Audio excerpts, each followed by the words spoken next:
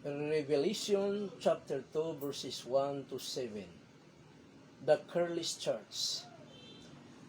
Ang Book of Revelation chapter 2 o chapter 3 ay gipasulat kini sa atong Ginoong Jesucristo kay Apostol John para sa mga Kristohanon sa Asia Minor o bisan tuod 2,000 years ago na kini gisulat. Kini nga sulat o hulagway sa pito ka klase nga mga simbahan ay dinhi usab makita ang hulagway sa mga simbahan sa atong kapanahonan karon. Kung unsa ba ang pananaw sa atong Ginoong Hesukristo nga klase nga simbahan o mga Kristohanon sa bawat henerasyon.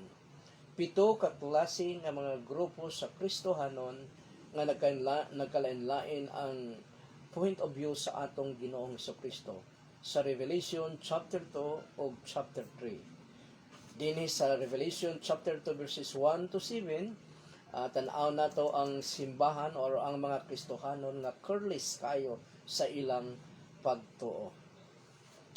The letter to the seven churches of Asia Minor is a letter also to our time today. This letter is given to the churches but it is also for the individuals. Bisan tuod grupo ang gisulatan niini sa atong Ginoong Jesucristo through Apostle John ay para din ito sa mga individual ng mga Kristohanon. Pakatimanaan nato nga ang gisulatan nini ay ang mga Kristohanon gayod. Revelation chapter 2 verse 7 matod pa dinhi, he who had an ear, let him hear. So kinsay may pandinig, may dalunggan, mamati siya niini. The main message of this letter were warnings, rebuke, and reassurance. Warning dahil sila ay gibiyaan na nila ang ilang first love sa Ginoo, rebuke, o ang reassurance. Kini nga simbahan mao ang Church of Ephesus.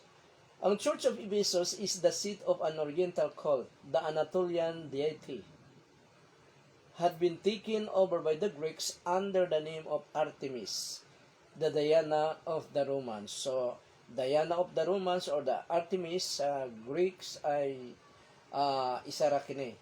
O mao kini din hinimutang sa Ephesus kini nga religious nga revolto sa ilang kapanahunan.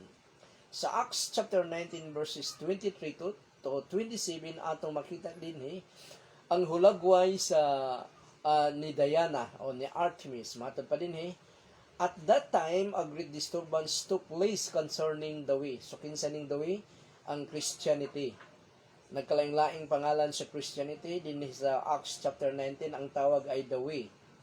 For a man named Demetrius, a silversmith who made silver shrines of Artemis, brought a great deal of business to the craftsman. So, negosyo nila ay ang pagbuhat sa mga rebulto, silver shrine. He gathered this together. Ipang-gather niya, itigom niya ang mamuhatay o mga rebulto, sculptor, along with the workmen in similar trades, and said, men, you know that our prosperity comes from this business.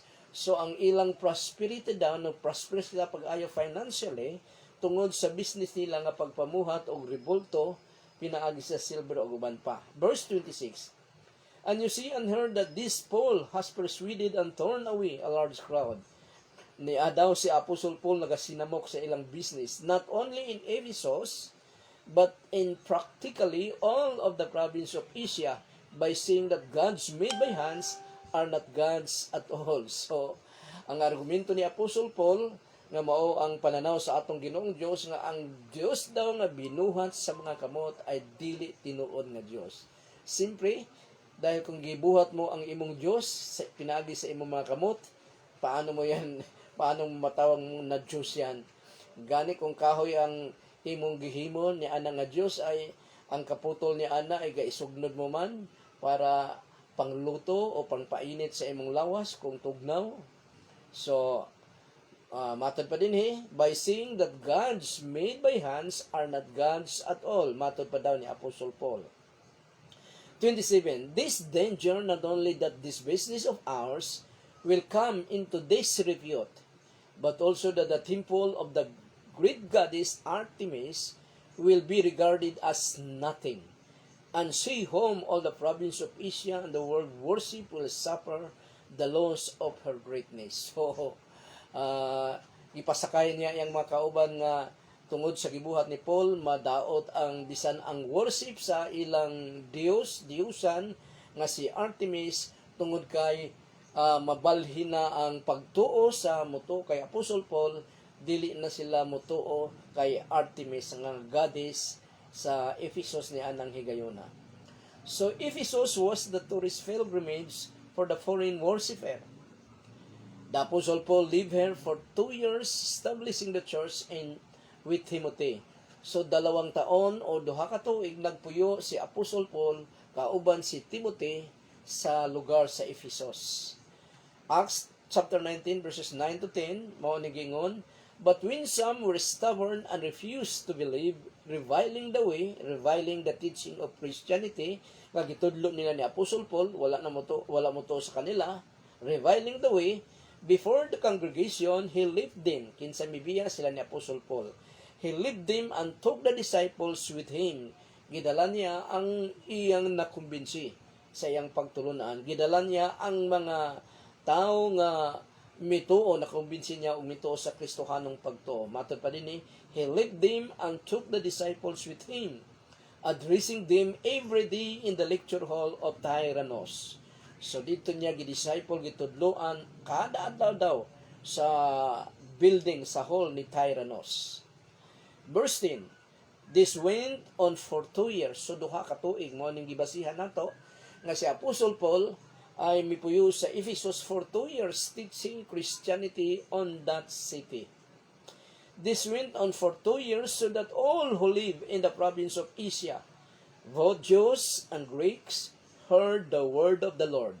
So ang tanan daw nakadungog sa pulong sa Ginoo through Apostle Paul and company. Tradition says that Apostle John lived in Ephesus in his old time. So si Apostle John daw, pinsan ni si Apostle John the Beloved, nagpuyo sa Ephesus diyang siya ay tigulang na. So tanaw nato din hikaron ang posisyon sa atong Ginoong Kristo sa mga Kristohanon sa Ephesus.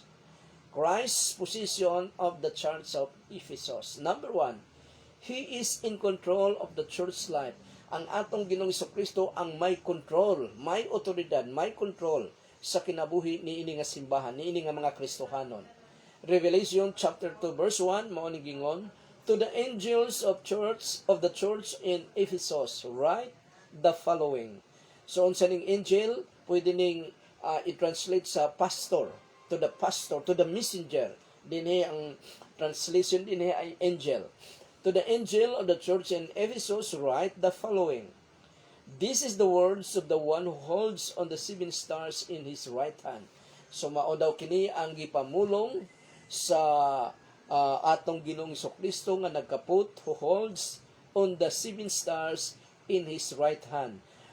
Dito sa chapter 3 or chapter 2 siguro, chapter 1 na kita nato din sa chapter 1 verse katapusang verses nga nakita nato nga ang star dinhi ay ang mga pastor o mga messenger ni ana nga mga simbahan.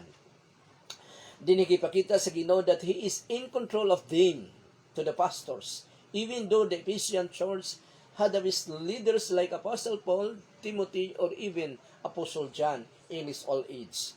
Pero bisan sila ay mga banggiitan nga mga pastor, sa gihapon wala sila mahimo kung wala ang atong Ginoong Dios, Ginoong Kristo, dahil siya ang mihawid sa kinabuhi niini nga mga Kristohanon. And even the Apostle John the Beloved. Tradition said nga si Timothy ang pastor ni ana nga church, og dinhi nagpuyo sa Ephesus si Apostle John sa siya ay natigulang na. Sometimes churches forget that their best leaders depressed nga ilang gidayeg kini ay temptation gikayo sa mga Kristohanon dahil labi na ang mga bata-bata pa nga mga Kristohanon, hindi pa kayo hingkod sa ilang pagtuo, ay nakapokus sa ilang mga leader, sa ilang mga pastor, inay, hindi tumupokus sa atong Ginoong Kristo. Mauna nga, mas tuuhan na nila ang gipanulti sa ilang pastor kaysa gipanulti o gideklara sa pulong sa Ginoo. Muna nga, pag nasayop ang ilang pastor ay ma-discourage dayon sila. Matod pa din sa Ephesians chapter 4 verse 11, bisag kinsa ang pinaka mga sikat nga mga preacher sa sa kasimbahan, mao nang giingon sa Ephesians chapter 4 verse 11, it was He, kinsa ning He? Si Jesus Christ. It was He who gives some as apostles, some as prophets, some as evangelists, and some as pastors and teachers. So ang atong Ginoong Kristo ang nagbutang sa mga pastor, sa mga leaders sa bawat simbahan, bawat balay simbahan, bawat spiritual organization sa kalugar. Revelation chapter 2 verse 1, 7 stars and 7 lampstands. Matod pa din the one who walks among the 7 golden lampstand. O kining lampstand, saysay din gihapon kini dito sa katapusan sa chapter 1 nga kung saan kining lampstand ay mauni ang mga Kristohanon, ang simbahan or mga Kristohanon. The 7 stars are the 7 pastors and the 7 lampstand are the 7 churches. Matod ko pa kanina dinhi sa Revelation chapter 1 verse 20. Matod pa dinhi, the mystery of the 7 stars that you saw in my right hand, anaa sa tuong kamot sa atong Ginoong Kristo ang star. And the 7 golden lampstand is this. The 7 star are the angels of the 7 churches. So, unsa daw ang 7 star? Mao kini ang angels or messenger or pastor sa nagkalain-laing translation sa Bible. The 7 stars are the angels of the 7 churches, and the 7 lampstand mao ang 7 churches according to Revelation chapter 1 verse 20. These 7 churches or 7 group of Christians are in the midst of tribulation. Kini nga mga simbahan anaa sa mga kalisdanan. Anaa sa kalisdanan. Most of them, siguro na may wala kayo dahil compromising nga mga Kristohanon, wala sila moagi sa mga persecution, pero most of these Christians or churches anaa sa kalisdanan. Revelation chapter 1 verse 9. Matod pa din I, John, kinsa ni nga John the beloved apostle sa atong Ginoong Kristo. I, John, your brother, and the one who shares with you in the persecution. So, bisan si John ay gyapon sa persecution, sa trouble, share with you in the persecution, kingdom, and endurance that are in Jesus. Was on the islands called Patmos, because of the word of God and the testimony about Jesus. So nganong anaa siya sa island of Patmos dahil kulong siya dito or anong tawag dito siya gibutang sa lugar sa Patmos, sa isla sa Patmos kung saan walay tao dito, ang makauban lamang niya ang mga mananap nga anaa dito nga lugar. Nganong dito siya gi-exile dahil nganong dito siya gi-exile tungod daw dinhi matod pa niya tungod sa word of God nga iyang ginatudlo o ang iyang testimony mahitungod sa atong Ginoong Hesukristo. Balikon ko, was on the islands called Patmos because of the word of God and the testimony about Jesus. Inilarawan ng Panginoon sa kanila na kahit anumang sitwasyon mayroon sila, He's still in full control because they are in His hand. So anumang sitwasyon ang usa ka Kristohanon, ang pastor nga niya ang simbahan, talagang mag-still be confident lang gid sila, be courageous lang gid sila nga naman dahil ang atong Ginoong Kristo kauban nila, anaa sila sa ilang taliwala. Revelation chapter 1 verse 1, balikon ko sa pagbasa. To the angels of the church in Ephesus write the following. This is the words of the one who holds on the 7 stars in his right hand, the one who walks among the 7 golden lampstand. Hindi natatago ang kanilang sitwasyon sa Kanya. Hindi natatago sa ating Panginoong Jesucristo ang sitwasyon sa persecuted nga mga simbahan sa Asia Minor, nga naman, cause He's walking in their midst sa ilang kalagitnaan. Ana siya nagalakaw sa ilang kalagitnaan, kauban nila.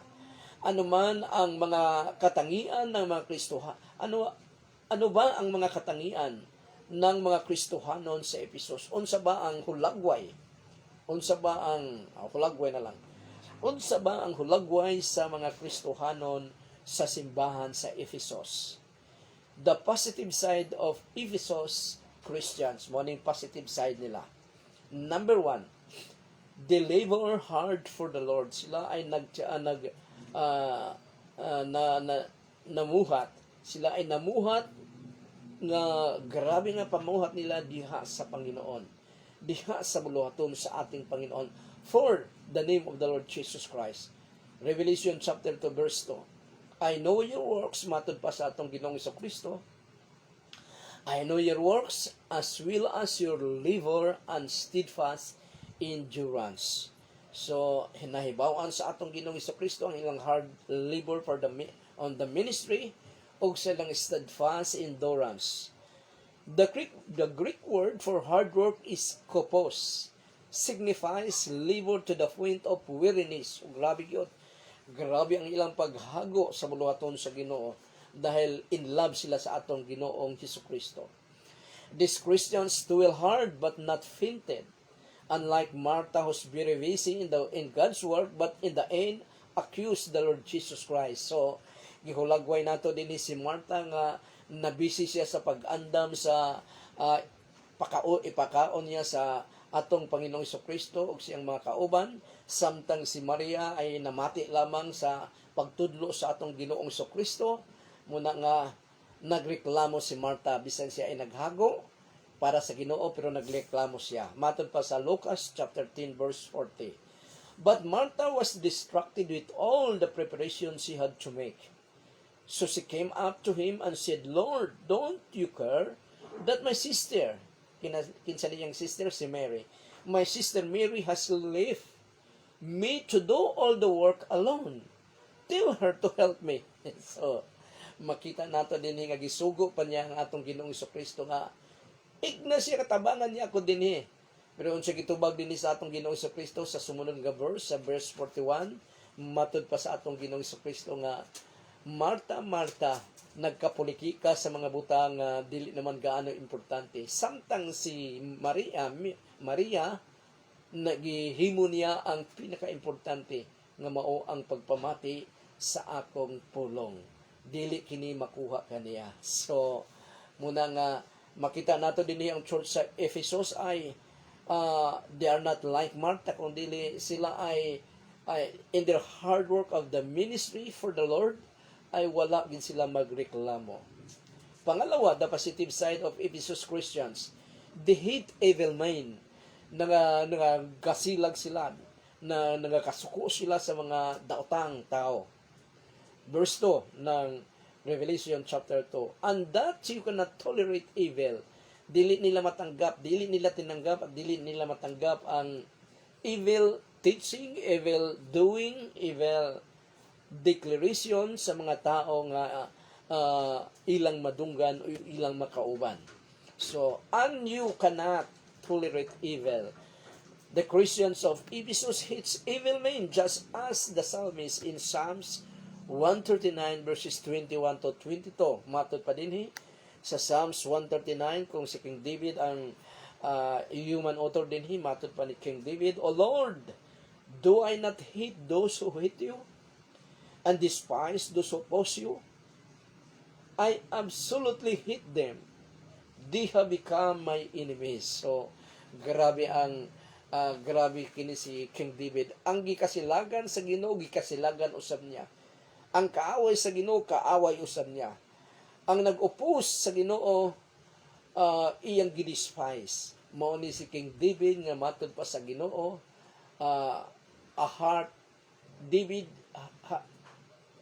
David has heart after my own heart. Ang kasing-kasing daw ni David ay kaparehas sa kasing-kasing sa Ginoo. The positive side of Ephesus Christians, number 3, detested the false teachers. Ilang gi-taste, ilang gi-sulayan, gisubok ang mga false teachers and their teachings para mailhan ginila kung tama ba ang ilang gitudlo, dili ba sayop, wala ba lang sila linglaha para madala mapagawa sa tinuod nga Kristohanong pagtulunan nga mao usab kini ang sugo gayud sa atong Ginoong Kristo. Even Apostle Paul, taste every spirit daw. John the Beloved, taste the every spirit gihapon. So matter pa din sa Revelation chapter 2 verse 2, you have even put to the taste those who refer to themselves as apostles but are not, and have discovered that they are false. So ilang gitaste ang nagkunwari nga apostol daw sila, mga magiitang teacher daw sila, o ilang nakita nga dili day tinuod sila nga apostles. Matod pa din and have discovered that they are false.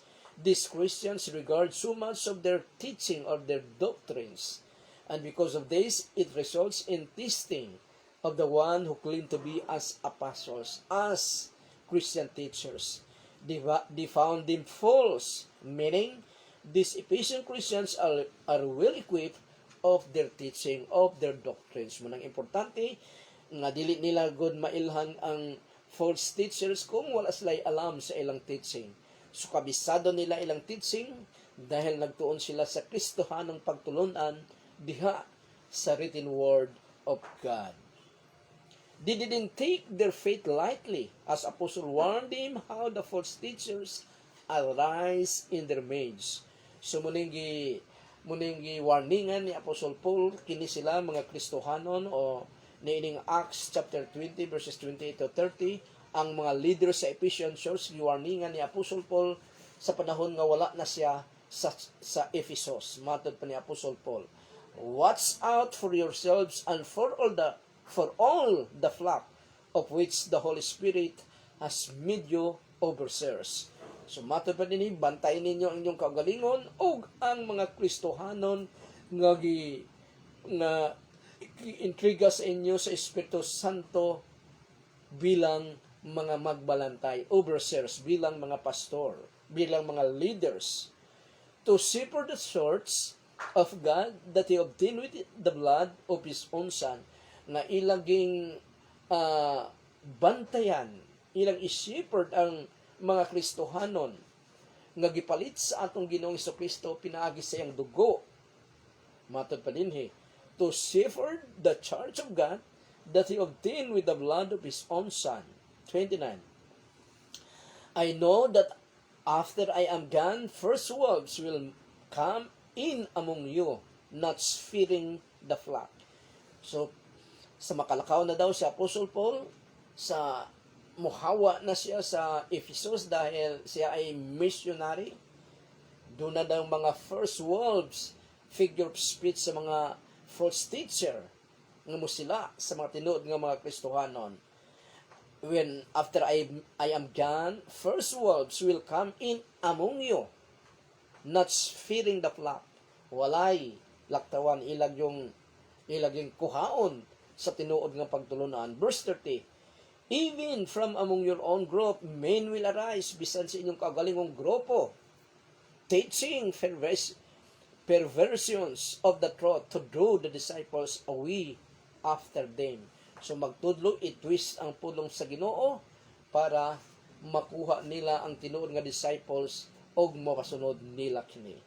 So muna nga importante kaayo bilang mga leaders ang pagbantay sa mga Kristohanon nga giintriga sa Ginoo kaninyo sa mga simbahan.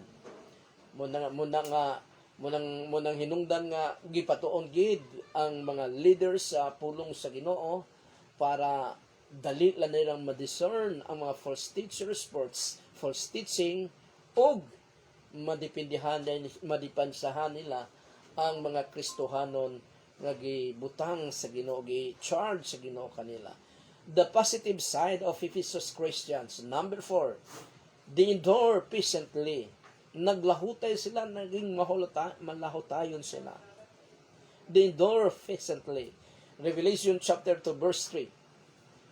I am also aware, matod pa sa atong Ginoong Kristo to the church of Ephesus, I am also aware that you have persisted steadfastly, endured so much for the sake of my name, and have not grown weary. So, wala gid sila kapoy, naglahutay gid sila dahil ang ilang gibuhat para man sa atong Ginoong Hesukristo.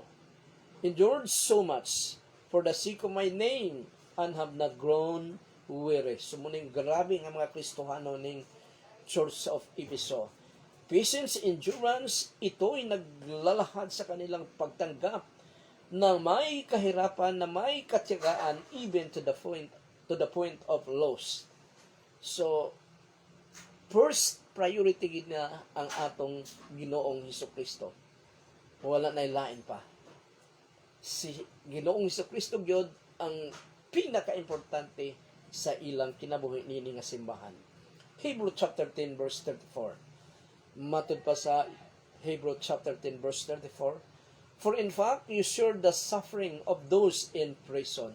So kinsagig na nani ang mga Kristohanon sa Hebrew, ng ilang mga kauban nga Hebrewanon nga priso na tungod sa pulong sa Ginoo, ug matod pa dinhi. For in fact, you share the suffering of those in prison, and you accepted the confiscation of your belongings. So grabe sa ilang kapanahunan. Kay injustice yun dahil i-confiscate ang ilang mga ari-arian. Accepted the confiscation of your belongings with joy. Nalipay pa sila. Nga naman, because you knew that you certainly had a bitter and lasting position. Unsa niya ang bitter and lasting position? Dito sa kalangitan. So, muning mga Kristohanon sa Hebreo nga kagaya sa Ephesus nga wala gid sila magwere, wala gid sila nanlupaypay, naglahutay gayud sila sa pag-serve sa atong Ginoong Kristo. Number 5, positive side sa mga Kristohanon sa Ephesus. They hate the works of the Nicolaitans. Gikasilagan nila ang teaching, binuhatan sa mga Nicolaitans. Verse 6, but you have this on your favor. But you have this in your favor. You hate what the Nicolaitans practices I also hate.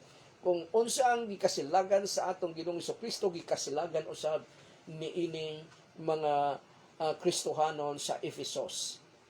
Kung paano nasilag, napungot, gakapungot ang Ginoo sa mga binuhatan sa mga Nicolaitans, mausab ang mga Kristohanon sa Ephesus. Who was these Nicolaitans which the Lord hates also?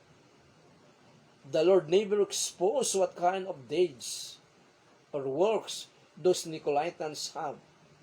Most probably, these works were similar to the works of the Baalamites in Revelation chapter 2, verse 14. Tanaw na to kung unsa ning Revelation chapter 2 verse 14. Matod pa din but I have a few things against you.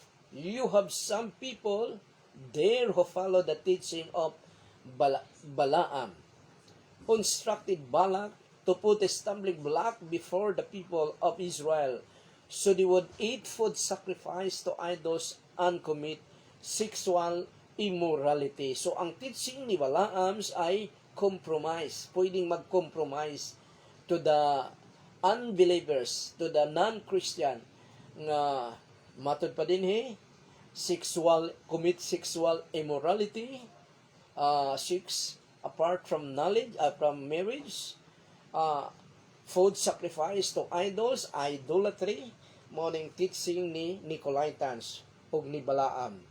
This embraces compromise or worldly conformity by marrying their women and men to the Israelites. Sumatod pa sa basahon ta ang Numbers 31 verse 16. Matod pa din sila maoy hinungdan nga gisalikway sa katawhan sa Israel ang Ginoo didto sa Peor, pinaagi sa sugyot ni Balaam, ug tungod niini nahiagom ang Israel sa kamatay. So gisilutan sa Ginoong Dios ang nasod sa Israel nining higayunan, andun sa deserto sila from Egypt down paingon sa Israel, nga naman dahil gisunod nila ang sugyot ni Balaam katulaging eating food offered by idols of sexual immorality. And gining for personal interest, 2 Peter 2:15, matod pa din gibiyaan nila ang matarong nga mga pagtulunan busa na hisalaag sila. Gisunod nila ang gibuhat sa anak ni Beor nga si Balaam nga misugyot nga suhulan sa pagbuhat og daotan. Tungod sa kwarta ay gi-compromise nila ang kabubuton sa atong Ginoong Dios bisag nakita nila nga kini ay contrary gayud supak sa atong Ginoong Dios, pero tungod sa kwarta ay gibaliwala nila ang sugo sa Ginoo ug ang ilang gisunod ang sugo sa kwarta. Jude 11 matod pa dinhi, alaot sila kay gisunod nila ang batasan ni Cain ug gisunod usab nila si Balaam. Kay bisan nasayra nila nga daotan ang ilang ginabuhat, nagpadayon pagyapon sila tungod sa ilang kahakog sa kwarta. Sama usab sila kang kurang nga nagrebelde sa Dios, busa silutan usab sila sama kaniya. So kining kwarta gyud delikado gining kwarta, kay bisan gani mga igsuon sa physical awayan ginang kwarta, ay lang mga inheritance awayan gina, tinigbasay pa mga pastor sa daghang pastor nga mukhang pera gyud nga ang ilang teaching na tuna nakasintro na sa kwarta. Dili na mao ang teaching sa New Testament sa atong Ginoong Kristo. Matod pa sa atong Ginoong Kristo, dili makaserve ang usa ka tawo, labi na kung ikaw ay leaders, between God and money. Daghang mga pagtulunan nga Kristiyanismo nga Kristohanon nga gitwist nila ang pagtulunan sa atong Ginoong Kristo, ang sentro noon ang ilang achievements, ang ilang mga ang kwarta nga nahimong sentro na ang kwarta sa ilang kinabuhi. Ang walay kwarta nga pastor, ang walay kwarta nga Kristohanon, luoy kayo. Pero nagingon ang atong Ginoong Kristo sa Sermon of the Mount, blessed is the poor, dahil dako ang iyang pagtuod diha sa Ginoo. We did not exalt poverty, but we exalt the Word of God nga gakontrahon ginya ang mga sapian, labi na katong mga mayabang nga mga sapian, bisan sa mga Kristohanon nga mga sapian. Matod pa ni James chapter 5 verses 1 to 4 or 5 nga allowed kamong mga sapian. So daghang mga tudlo karon nga sintro nila ay kwarta na. Gitwist nila ang pulong sa Ginoo para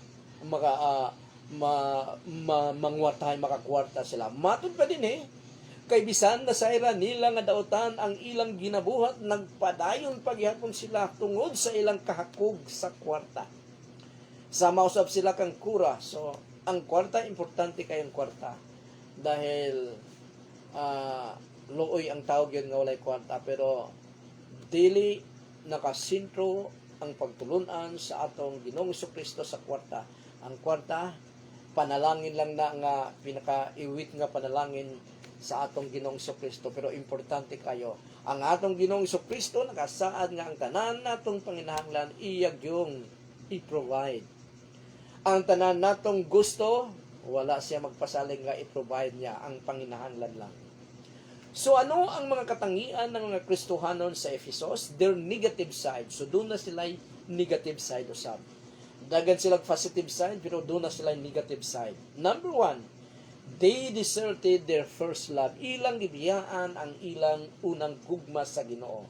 Revelation chapter 2 verse 4, but I have this against you. Matod pa sa Ginoong Kristo, meron akong ayaw kaninyo. You have departed from your first love. Inyong gibiyaan ang inyong unang gugma kanako. Actually, these Ephesian Christians were not completely abandoned their love for God. Only the fervency and the deep were lost. Ang kainitan medyo nawala. Ang mainit na love nila sa Ginoo sa permiro ay unti-unting nawala o nabawasan. When Paul and Timothy pastored the church of Ephesus, the Ephesian church were first generation Christians, and they are devoted Christians to the Lord. Devoted kay sila. When Apostle Paul, Timothy pastored the church of Ephesus, that was around 50 AD. 50, the day of the Lord.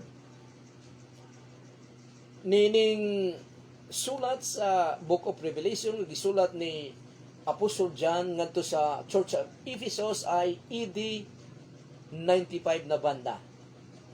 According to the Bible scholars. Around 90s the day of the Lord. So around 40 years ang gap. So ang mga first nga mga Kristohanon nga devoted kaayo sa atong Ginoong Kristo nangamatay na. O ang mipuli kanila ang second generation. Ang ilang mga anak nga generation, mauna ang matamlay na ang ilang gugma sa Ginoo. Wala sila gaanong maayo og disciple sa atong o sa ilang mga ginikanan. Ephesians chapter 1 verse 15, matod pa din, for this reason, because I have heard of your faith in the Lord Jesus. Matod pa ni Apostle Paul sa iyang sulat sa Ephesus ng mga Kristohanon 40 years before the book of Revelation, and your love for all the saints, ang inyong gugma sa mga kaigsuunang Kristohanon. But in the writing of the book of Revelation, the church of Ephesus were already the second church generation. And it's sad to say that they forget their devotion, what they had in the ministry of the Lord 30 or 40 years ago. O karon tanaw nato ang solution. The solution of falling away or falling short. Unsa ba ang solution? Number 1, they must remember their first love. Ilang hinumduman ang una nilang pagkinabuhi diha sa Ginoo. Revelation chapter 2 verse 5. Therefore, remember the height from which you have fallen. Hinumdumi ang kung kanus ka mo, mibagsak, almost mi backslide. They have to hold memory while they had enjoyed a close walk with God. The prodigal son returned to his father by remembering first. Matod pa sa prodigal son nung siya ay mipalayo sa amahan. Og dihang naghirap siya sa layo nga lugar nga wala na siya makita sa iyang amahan, wala na pakialam ang amahan kaniya dahil tuwa na siya sa layo nga lugar. Mao ni ang giingon sa prodigal son sa Luke chapter 15 verse 17. Luke chapter 15 verse 17. But when he, kinsa ba ni the prodigal son, but when he came to his senses, he said, how many of my father's hard workers have food enough to spare? But here I am dying from hunger. So nahinunuman niya ang iyang kahimtang samtang ato asya sa kiliran sa iyang amahan. Moses always urging the church, the children of Israel, not to forget what the Lord had done in their midst. Kinahanglan yun ang maayo nga memory. Munang ang pulong sa Ginoo dapat ibalik-balik pagtudlo para dili malimtan. Deuteronomy chapter 6 verse 12. Matod pa ni Moses, be careful not to forget the Lord who brought you out of Egypt, that place of slavery. So, iyang hinumduman kung ang ilang kahimtang sa una. Ang kahimtang sa ilang mga ginikanan 40 years ago or 30 years ago. The solution of falling short, they must repent. Ikaduha, mag-repent sila. Verse 5 ng Revelation chapter 2. Therefore remember the height from which you have fallen and repent. Repent. Repent is change of mind and change of direction. Mabaguhon ang mindset o baguhon ang binuhatan. Repent is change of mind and change of direction. They must repent the fervency. They must repeat the fervency of their first love. So ilang utrohon, ilang himuon uli ang fervency, ang kainitan sa ilang gugma sa atong Ginoong Kristo. Do the things you did at first. Muning giingon sa atong Ginoong Kristo sa Ephesian Christians.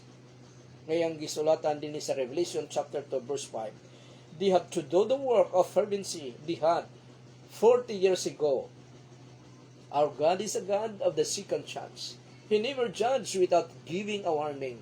Munang nag-warning kayo ng atong Ginoong Kristo para kung dili sila mamati sa warning sa atong Ginoong Kristo, they will be judged.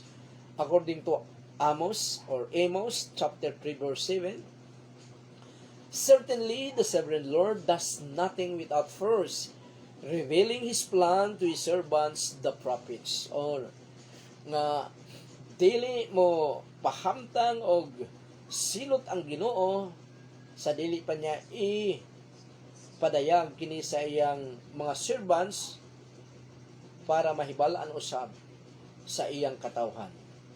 The Ephesian church is written that if they will not heed the warning, the Lord will remove their lampstand. Years later, as the fulfillment of the warning, Ephesus vanished in the map. So, gijudge gid sila sa Ginoo. O ang lugar sa Ephesus ay nawala sa mapa hangtod karon sa atong kapanahonan, 21st century. In 5th century AD, Turks, mga Turks, deported its remaining inhabitants. Invitation and a promise. So, muning invitation sa Ginoong Kristo, sa niini nga mga Kristohanon nga wala mamati sa warning sa atong Ginoong Kristo. Invitation o promise niya. A challenge to take heed. The one who has an ear had better hear what the Spirit says to the Christians, to the churches. So, ang may pandinig, dapat digin niya ang sinabi ng ating Ginoong Kristo. The invitation the Lord gave is directed to the church and to the individuals who heed the exhortation and warning. So, kung i-reject niya, ineglect niya ang warning sa Ginoo, siguradong may paglalagyan din siya.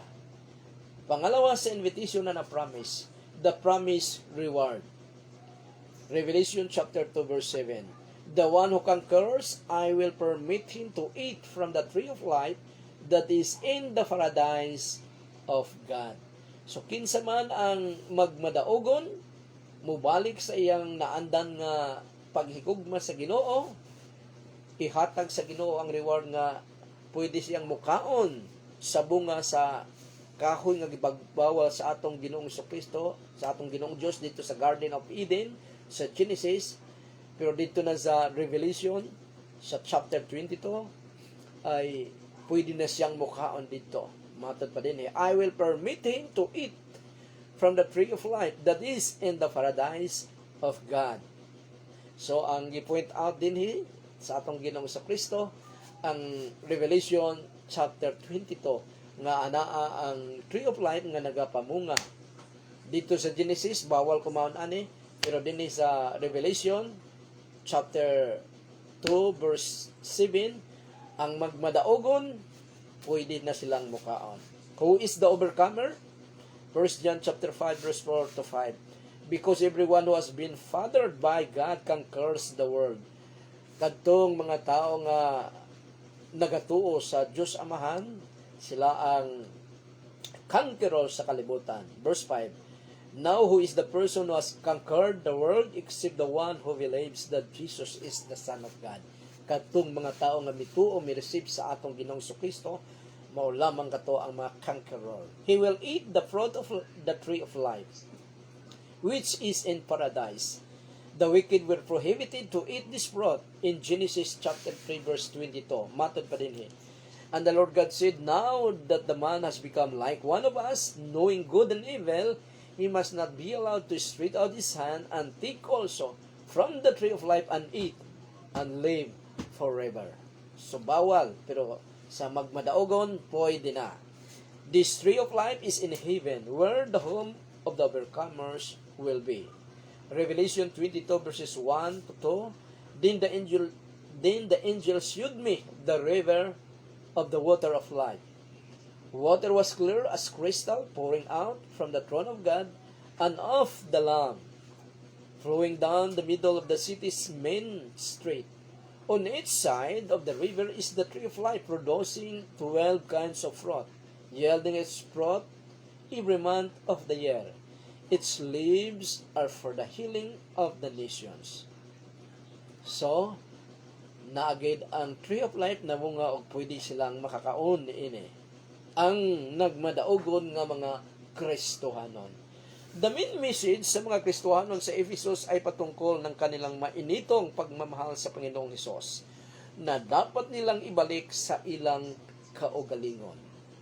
Ano ang larawan sa pagmamahal ng isang Christian sa kanyang Panginoong Hesus? John chapter 14 verse 15. Mooni ang fruit ng usa ka Kristohanon na higugma sa atong Ginoong Hesukristo o sa atong Ginoong Dios. Matod pa sa atong Ginoong Hesukristo. Kung nahigugma kamo kanako, tumanan ninyo ang akong mga sugo. Kung gihigugma ninyo ako, tumanan ninyo ang akong mga sugo. For sure, the Ephesian Christians hindi na sumunod ng lubusan sa kautusan ng ating Panginoong Hesus. That is why they fall the sin of leaving their first love to their Lord Jesus Christ. Mauna nga, kung unsa ang warning nga gihatag sa Bible o sa written word of God nga nasa Bible, kung unsa ang gisugo niya, detalyado gikini nga masabtan mo lang ang atong buhaton. Ang wala niya isugo, ang wala niya ipabuhat nga contrary or gusto niya mugid ang atong buhaton. Word for word nga insakto gid nga ang masunod gid nato ang iyang kabubuton dili ang atong kabubuton. O hinumduman kanunay nato nga ang the greatest and first commandment sa atong Ginoong Dios, sa atong Ginoong Jesucristo, mao ang paghigugma sa kaniya. Og ang timailhan nga ang usa ka tawo na higugma kaniya tungod kay gituman niya ang sugo sa atong Ginoong Dios or sa atong Ginoong Jesucristo. Maora gid na ang timailhan, wala na laing pa. So dinhi ra kita kutob og daghang salamat sa tanan nga nagatanaw og magatan-aw pa niini nga pagtulunan ang Ginoo. Manalangin kaninyo. Si Sister Eileen, ang iyang anak ato sa ospital na admit dahil parang may dengue yata si Samuel. So iampo nato si Samuel sa nga dunay fast recovery nga madali ra siyang makagawas og sa financial usab andun sila sa Sabal Hospital, Cagayan de Oro City. Dahil private nga hospital, dako gid ang bayad. So yan po nato, fast recovery o ang provision financially sa Ginoo sa pang-bill sa hospital, sa bill sa hospital. Daghang kay salamat Ginoo dahil ikaw ang among gamhan ng Dios. Ikaw kanunay nagatudlo kanamo pinagi sa imong written word, O Lord God. Salamat Ginoo dahil diha kanimo doon na kami pag-asa.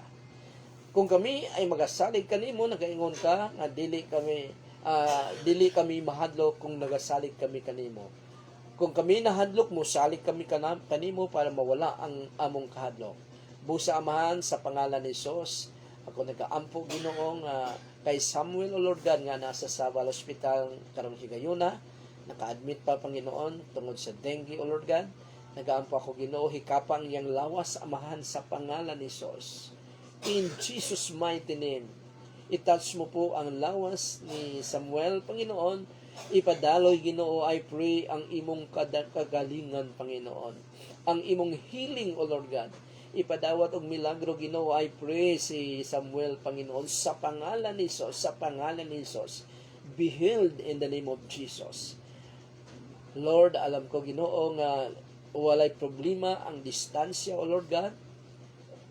Bisan ato siya sa ospital, Panginoon, dili problema ang distansya, O Lord God, dahil hindi maiksi ang iyong mga kamay, Ginoo, nga umabot, Ginoo, umutats, Ginoo, sa lawas ni Samuel, O Lord God. Salamat, Ginoo, sa total healing nga gihatag mo kay Samuel, Panginoon, o salamat usab, Ginoo, sa provision, O Lord God, financial provision, Panginoon, nga gihatag mo, Ginoo, sa Asedelio family, Panginoon, kay Jojo, Panginoon, o kay Eileen, Panginoon. Salamat kayo, Amahan.